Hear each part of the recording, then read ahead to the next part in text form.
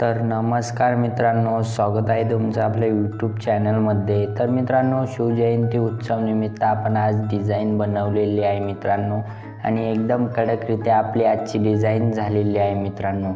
तर मित्रांनो, मी तुम्हाला दिलेली आहे PSD फाईल। तर मित्रांनो, व्हिडिओच्या डिस्क्रिप्शनमध्ये मी PSD फाईलची लिंक दिलेली आहे, त्या ठिकाणी तुम्हाला PSD फाईल डाउनलोड करून घ्यायची आहे। तर मित्रांनो, मेन मुद्दा आहे तो पासवर्डचा। तर पासवर्ड आपण व्हिडिओमध्ये 2 स्टेपमध्ये दिलेला आहे, तर व्हिडिओ लक्षपूर्वक बघायचा आहे आणि शेवटपर्यंत बघायचा आहे।